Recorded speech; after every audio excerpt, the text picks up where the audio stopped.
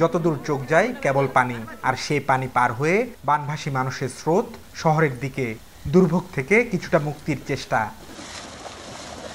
স্মরণকালের ভয়াবহ বন্যায় ছাগলনাইয়া উপজেলার দুর্গত এলাকার মানুষজন 4 দিন ধরে পানিবন্দী। ঘরবাড়ি সব পানিতে ডুবে আছে। যারা সুযোগ পাচ্ছেন মাইলের পর মাইল হেঁটে ছুটছেন শহরের দিকে।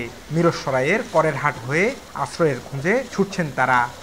হাতলা পুকুর শাশুড়ির জন্য গেছিলাম ছাগলনাইয়া থানা।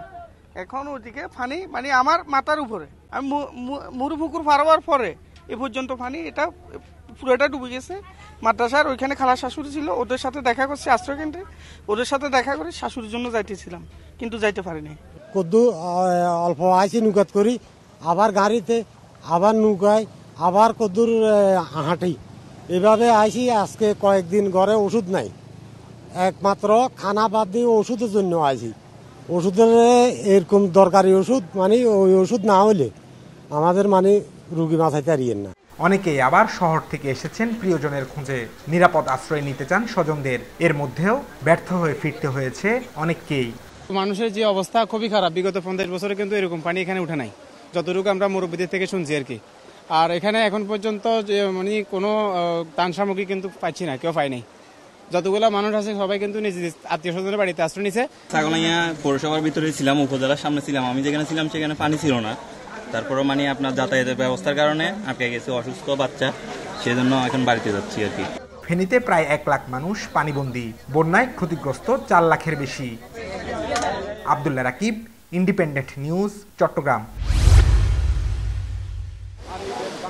রোববার পর্যন্ত বন্যা কবলিত এলাকায় বৃষ্টির পূর্বাভাস নেই, ফলে পরিস্থিতির কিছুটা উন্নতি হবে।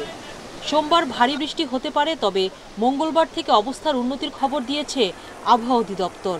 ভারী বৃষ্টিপাতের সম্ভাবনাটা তুলনামূলকভাবে অনেক কম। গত 24 ঘন্টায় বন্যা দুর্গত এলাকায় বৃষ্টি কম হয়েছে। সবচেয়ে বেশি বৃষ্টি হয়েছে বরিশালে 57 মিলিমিটার। এখন যেহেতু বৃষ্টিটা কমে গিয়েছে, আমরা আশা করছি যে উপর থেকে, অর্থাৎ পাহাড়ি ঢলের এটা যদি কম থাকে, তাহলে এই বন্যা পরিস্থিতির উন্নতি হতে থাকবে এবং আগামীতে বৃষ্টির, যেহেতু আগামী 2 দিন আরও বৃষ্টির পরিমাণটা কম থাকবে, সেজন্য এই পরিস্থিতির উন্নতিটা আরও হবে। এদিকে বন্যা পূর্বাভাস ও সতর্কীকরণ কেন্দ্র বলছে ধীরে ধীরে উন্নতি হচ্ছে বন্যা পরিস্থিতির। দেশের উজানের অববাহিকায় ভারী বৃষ্টিপাতের প্রবণতা কম থাকতে পারে এবং এর ফলে বর্তমানে যে পানি হ্রাস পাচ্ছে সে তার ধারাবাহিকতা অব্যাহত থাকতে পারে এবং আগামী 24 ঘন্টা পর্যন্ত আমাদের বন্যা পরিস্থিতির যে উন্নতি ধারা চলমান আছে সেটি অব্যাহত থাকতে পারে। আবহাওয়াবিদদের দাবি, মাসের শুরুতেই স্বল্পমেয়াদী বন্যার পূর্বাভাস দেওয়া হয়েছিল। 16 থেকে 22 আগস্ট পর্যন্ত বৃষ্টি হয়েছে 500 থেকে 700 মিলিমিটার। এ সময় উজানেও হয়েছে ভারী বৃষ্টি। এছাড়া সাগরে জোয়ার বেশি থাকায় পানি সরে যেতে পারেনি।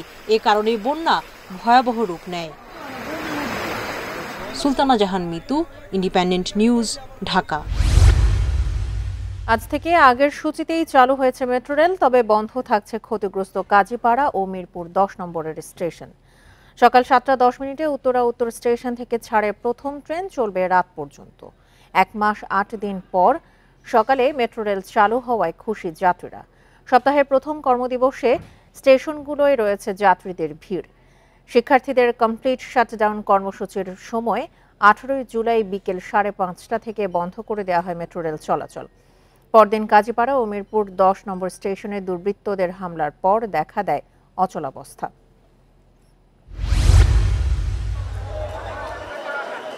ঈদে স্বজনদের কাছ থেকে পাওয়া সালামির টাকা জমিয়েছিল ছোট্ট সাইফান আর সাফওয়ান। সে টাকাই বন্যা কবলিত মানুষদের জন্য দান করেছে 2 ভাই বোন। এজন্য শনিবার বাবা মায়ের সঙ্গে ঢাকা বিশ্ববিদ্যালয়ের টিএসসিতে আসে তারা। আমাদের দেশের একটা দুর্যোগপূর্ণ অবস্থা চলছে, আমরা কিছু সাহায্য করতে পারি কিনা। তখন ওরা নিজেরাই বললো যে আমাদের কাছে যে টাকা আছে ওটা দেই আমরা, তো ওদেরকে জন্য সাথে করে নিয়ে আসলাম। আমি আমার এই ছেলে মেয়ে ওদের ঈদ সালামির টাকা নিয়ে আসতে দেওয়ার জন্য, তো খুব ভালো লাগতেছে। বৈষম্য বিরোধী ছাত্র আন্দোলনের ত্রাণ সংগ্রহ কার্যক্রম চলছে বৃহস্পতিবার থেকে। শনিবারও টিএসসি এলাকায় বিপুল মানুষ ভিড় করেন। সকাল থেকেই এই চিত্র দেখা যায়। কিছুক্ষণ পর পর ব্যক্তিগত গাড়ি কিংবা ট্রাকে ত্রাণ সামগ্রী নিয়ে আসেন অনেকে, আর তা নামানোর ব্যস্ততা শুরু হয় শিক্ষার্থীদের।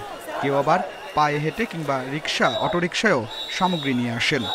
আমি মানিকগঞ্জ থেকে আসছি, মোটরসাইকেলে আসছি, আমার 2টা বাচ্চা ওরা স্কুলে পড়ে, ওইখান থেকে আমি নিয়ে আসছি দেখানোর জন্য যে কিভাবে মানুষের পাশে দাঁড়াইতে হয়। এখানে কোনো ধর্ম বর্ণ কোনো ভেদাভেদ নাই, সব ভেদাভেদ বাঙালি দূর করে একসাথে জমায়েত হয়ে যারা বিপদে পড়ছে তাদের পাশে দাঁড়িয়েছে। মূলত ওই সংগঠনের টাকাটা ছিল গরিব দুস্থ মানুষের জন্য, সেটা এই বন্যা কবলিত সময়ে আমরা মনে করেছি যে না, এটা বন্যা কবলিত মানুষের জন্য দেওয়া উচিত, এজন্য আমরা সবাই মিলে এখানে দান করে দিয়েছি।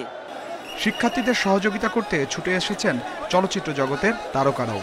আমি জাতির কাছে এবং যারা কিনা আমাদেরকে একটু পছন্দ করেন কিংবা আমাদেরকে ভালোবাসেন তাদের উদ্দেশ্যে বলছি যে যে যতটুকু পারেন, সেটা 2 টাকা হোক, 200 টাকা হোক, 2 লাখ টাকা হোক, যত টাকা পারেন আপনারা সবাই ত্রাণ তহবিলে দিতে থাকেন। আসার কারণ হচ্ছে এখানে ভলান্টিয়ারদেরকে হেল্প করা। আমরা জানতে পেরেছি যে এখানে আইটেমসগুলো সর্ট আউটে প্রচুর ভলান্টিয়ার লাগছে, আমরা এখানে হেল্প করতেই এসেছি। ত্রাণ সামগ্রী প্যাকেট করা যেন আরেক যুদ্ধ, এতে ব্যস্ত থাকছেন অনেক শিক্ষার্থী। এরপরই ধাপে ধাপে এসব সামগ্রী ট্রাকে করে পাঠানো হচ্ছে দুর্গত এলাকায়।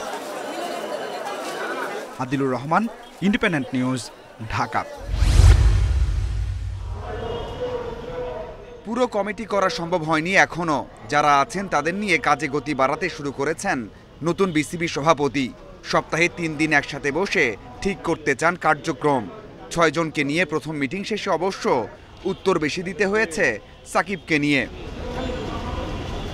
হত্যা মামলার কারণে পাকিস্তানের বিপক্ষে দ্বিতীয় টেস্টে টাইগার সুপারস্টারকে বাদ দেওয়ার ইঙ্গিত দিলেন সভাপতি।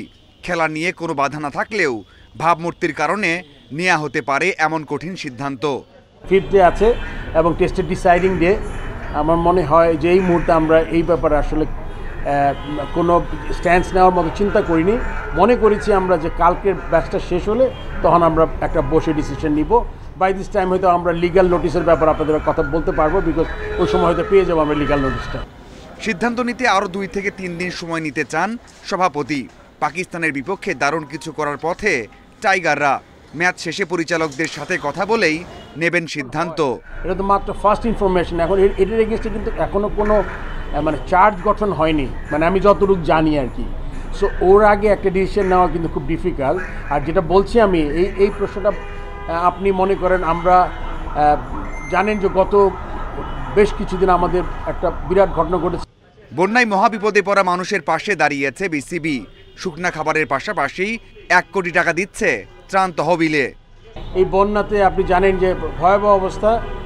বাংলাদেশ ক্রিকেট বোর্ড সব সময়ের মতোই এবারও বন্যার্থদের পাশে দাঁড়াবে।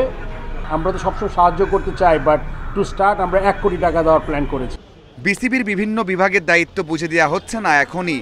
যারা আছেন এক হয়ে করতে চান সব কাজ।